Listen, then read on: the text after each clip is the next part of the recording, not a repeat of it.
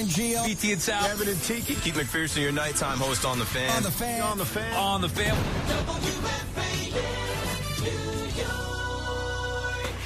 It's WFAN Daily, hosted by Pete Hoffman.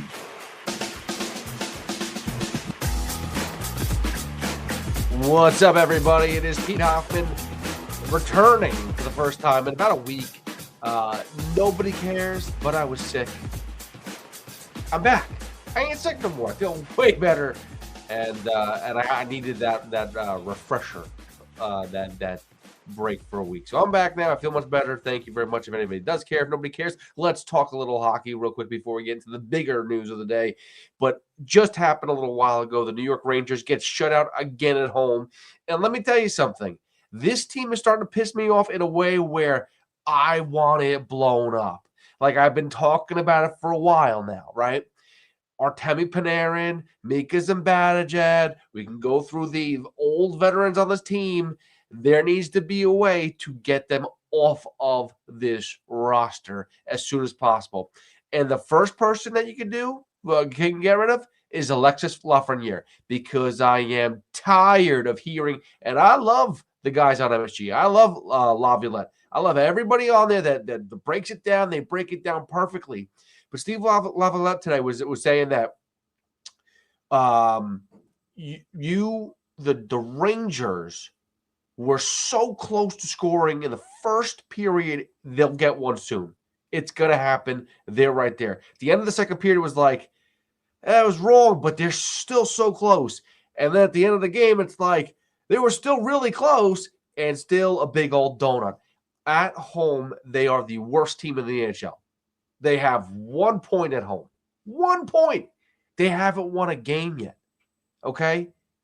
They are 6-6-2. They played 14 games so far this season. The Jets don't have a win yet at MetLife this season. They've played like 4 games there. Okay? But the fact that we have a season where the Rangers have yet to win at home, the Jets have yet to win at home, this is getting a little annoying here. All right? And you can't put it on the goaltending. I mean, Shesterkin can only do what he does. You know, he gives up 2 goals, obviously. Like they give up the empty netter again at the end. I mean, you basically pull the goalie in MSG with 2 minutes to go. There's going to be a goal scored against. Like, it's just going to happen. And it's getting frustrating. So we'll just needed to start with hockey, because I am so upset watching this team. And there's 3 culprits, because those are the goal scorers. Like, Adam Fox leads this team. Now, 14 games in, he leads the team with 11 points. He's your defenseman. He should not be leading the team in points, especially when he only has, if I'm correct, 3 goals on the season. If I'm correct, it's only 3 goals and 8 assists that he has. So he's got 11 points. There's nobody's putting the puck in the back of the net. And that's the goal of this game. That's what the strategy is. How do you find a way to put it in the back of the net? And I'm hearing, I said Laviolette before, I meant Laquette. I'm blanking on his name right now, but who gives a crap? The backup goalie who used to play for the Rangers, was here for like a season. Valaquette. Jesus, why is it Laquette? Steve Valaquette, who does a fantastic job. But he's sitting there and saying, it's not that these guys, the Rangers, don't want to score a goal. It's not that they're not trying to get in front of the net. They're doing all the work. It's just not getting in. Yeah, well, they got to try harder. And maybe they need to be a little more physical. Maybe they got to find a way to bury those rebounds and get more physical in front of the net and do something like, listen, today, Matthew Schaefer, kid got walloped at the UBS Arena, and the entire team, it felt like the entire organization attacked excuse me, the Boston Bruin, I forget the guy's name, who basically buried him into the boards and cross-checked him and whatnot. The entire team pounced on him and said, that's the one guy you ain't touching, okay? So someone needs to get physical. Not saying they got to get physical because to protect Shesterkin, but they got to get physical in front of the net. Do something. Get under somebody's skin. Right now, the only person they get under their skin is me because they can't score. The home crowd. Excuse me. All right, let's move on to the bigger thing because I don't think anybody wants to really hear me vent for 25 minutes on the Rangers, which I can, but I just don't want to. This is my favorite part of the day. When I got the news that Sauce Gardner got traded from the Jets to the Colts, it made me so happy inside. I haven't been this happy in a long time. And I know that as a Jet fan who retired during the offseason and said, I quit, it still made me feel good.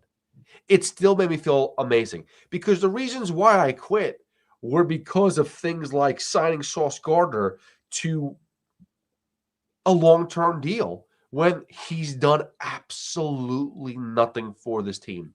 This franchise is awful right now. They were no matter what you want to say about Glenn and Muji, again, it's nice that they traded away Sauce Gardner and get all these picks. It's nice that they traded away Quinnen Williams and got all these picks.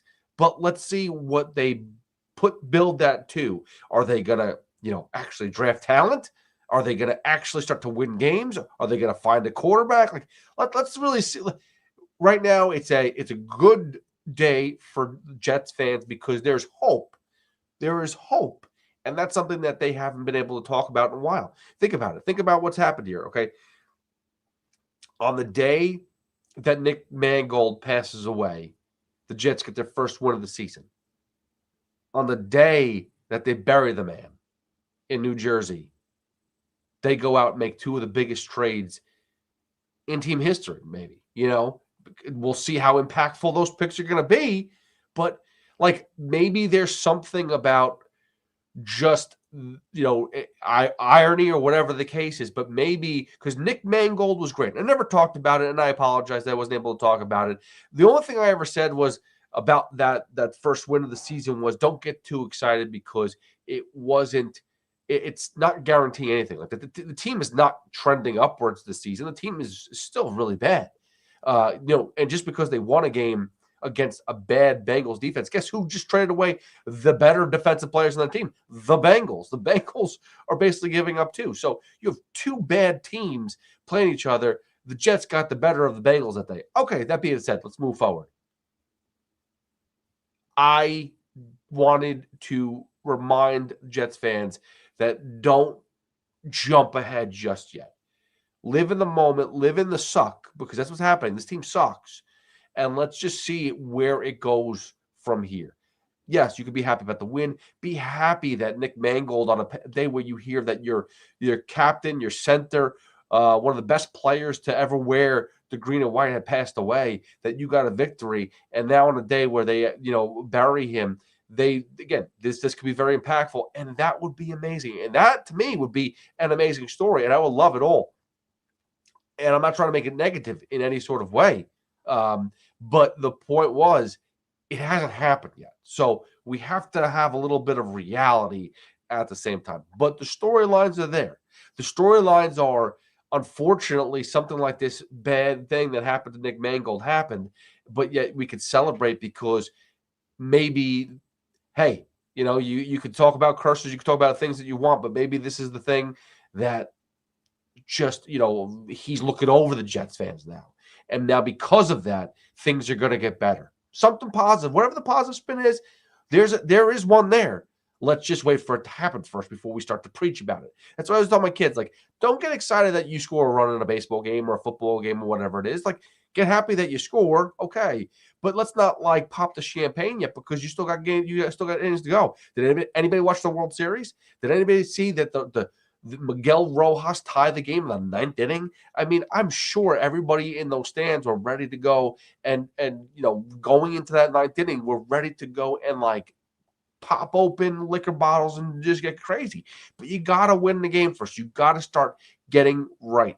And the Jets, on paper, are awful, but potentially can get better. It's on Darren Muji and Aaron Glenn. And I don't believe that this was a fully, we're playing checkers or we're playing chess and everyone else is playing checkers type of feel. I think this was just a lucky situation because really I think the intent was you build around Sauce Gardner on one side and Garrett Wilson on the other side. You take care of a couple players and they're going to take care of you.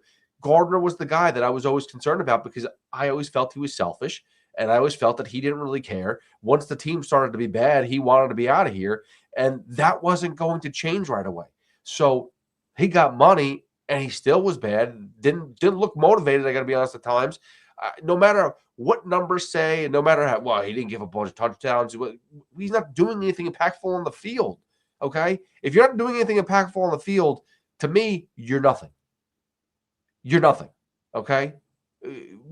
You're an offensive lineman. And I love offensive linemen, but that's the point is, if you're an offensive lineman and you get spoken about, it's usually something bad. If you're an offensive lineman and don't get spoken about, then you're a Pro Bowler, you're this and that because, hey, you did your job. Well, Ahmad Gardner he's basically an offensive lineman. You don't hear his name. But in the position he plays, that's not a good thing. That's not a good thing. So to me, unimpactful. He was a failure for as many years as he was here. He had a good rookie season, but he was not this gifted, all-pro quarterback that we would have been, so honored that to be the next Darrelle Revis type of deal. It never happened. And it is what it is. And we're moving on and bigger, better things, hopefully, for the New York Jets. They also traded, and again, it wasn't just him. It wasn't just Ahmad Gardner. Quinnen Williams got traded too, but he wanted to get traded. He was very much gung-ho about getting traded, and that's good. Like, go demand now. Listen, he went to Dallas, the team that, if you're a Giants fan, it's not exactly what you want, okay? But you get him off this team and bring back picks, and it's smart. So hopefully, Muji can actually do something with those picks, and hopefully Aaron Glenn now has a little peace of mind of like, all right, let me experiment now. Let's see who's going to be defensive tackle, who's going to be up the middle, who's going to be playing corner, who's going to be cornerback for us, and that's a position to try out now.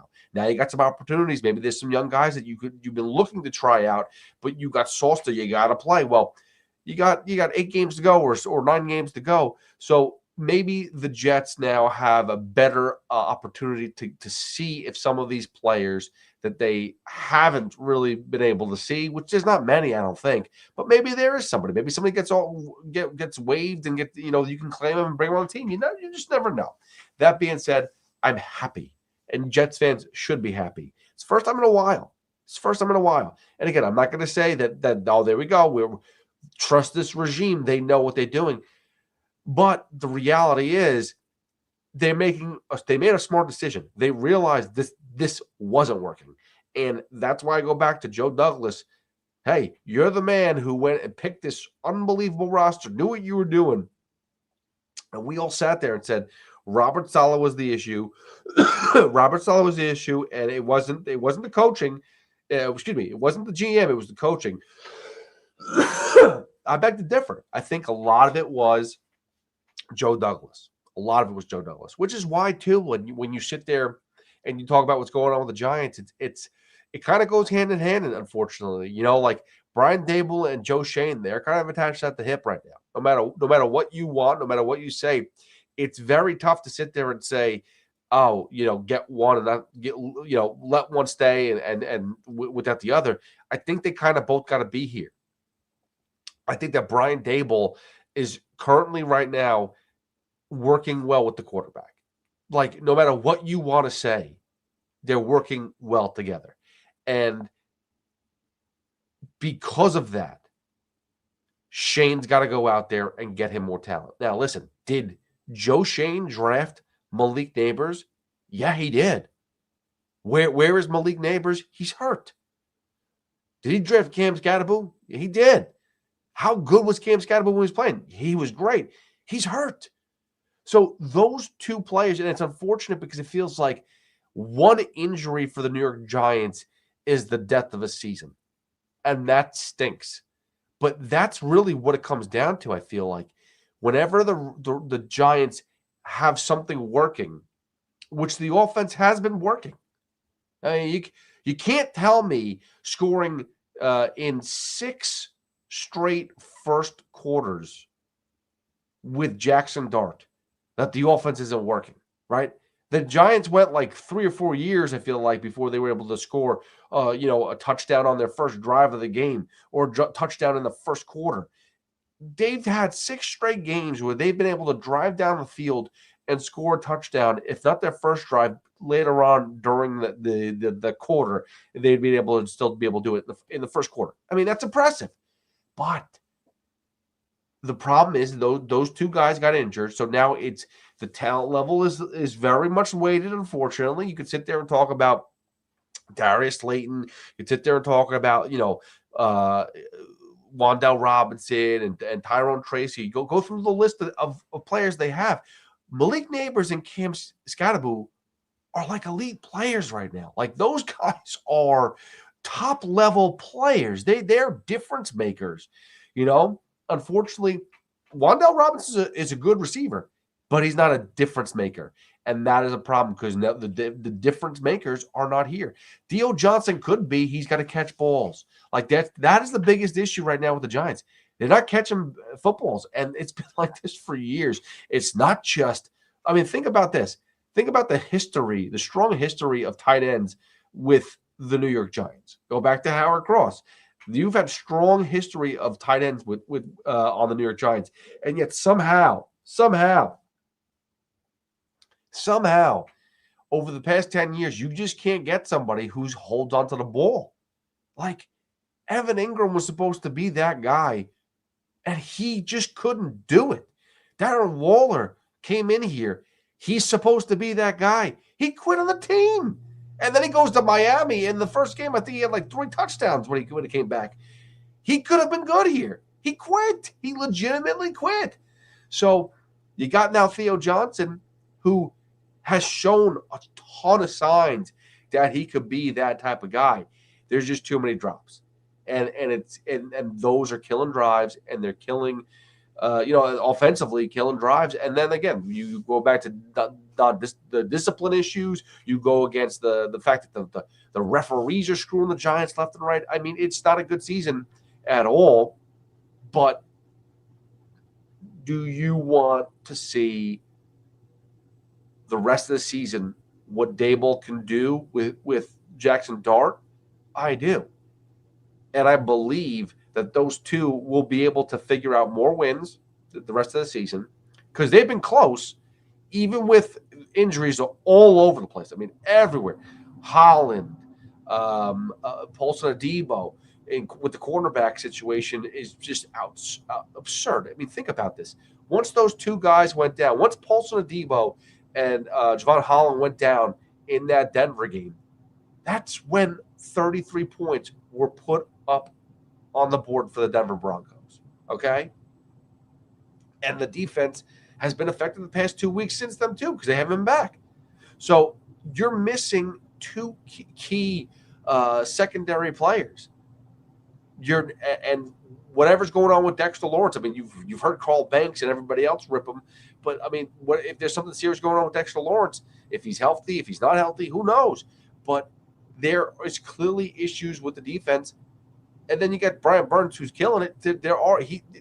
They have some really good players, but the problem is it's just not at the same time. It's all got to be complementary, and it's not happening at the same time. That being said, I'll tell you this much.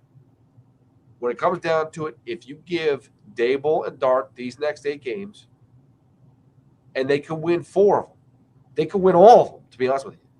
But if they win 4 of them, I think you bring Daboll and Shane back again for another year. You may hate it, but think about this. If they can do enough to continue the offensive production as they're pulling out, and they get everybody back next year, and they get another top-level pick, whether that's you put that on the front line or whether you put that in the secondary, I mean, they're getting there. You have impactful defensive players. You're getting burnt in secondary, but your best players are hurt. That's a depth thing. That's a depth thing.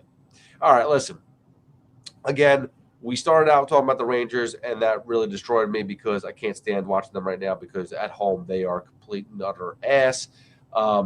But that being said, hopefully I will be back with more of these every day as we'll get back into the grind as I'm starting to feel better. And listen, there's plenty to talk about because now, which we will be doing, I just did a Rico with Evan not too long ago. We will have many more podcasts as free agency is about to open up for baseball on Thursday. So there's going to be a lot going on. It's going to get busy. Hopefully sooner than later for the local teams, so we have something to talk about. Because right now with the local teams that are actually playing, besides the Knicks are still playing decent basketball at the moment. But besides the Knicks, every other team is just the Devils are playing very well too. I can't take that away. You can't take away the fact that the Devils are playing very well. Oh, one more thing. I didn't put this on the ticker down here, but I did want to talk about this gambling stuff. So a couple weeks ago, obviously everyone knows about Chauncey Billups. Everybody knows about Rozier, who got arrested. And then this weekend in MMA, freaking there was a fight which was up in question because the line went completely wacky, and a lot of money was being thrown around on certain fighters, and because of that, they're in investigation right now because that fighter, which the line was very wacky in, ended up getting submitted in the first round of the fight. And now, here's the thing, right? Like, we know that the fighting game is very weird and it's always been very fishy and people always taking dives and whatnot. That's been going on for a long time. The fight world, whether it's boxing, whether it's MMA, maybe not so much MMA, but boxing for sure.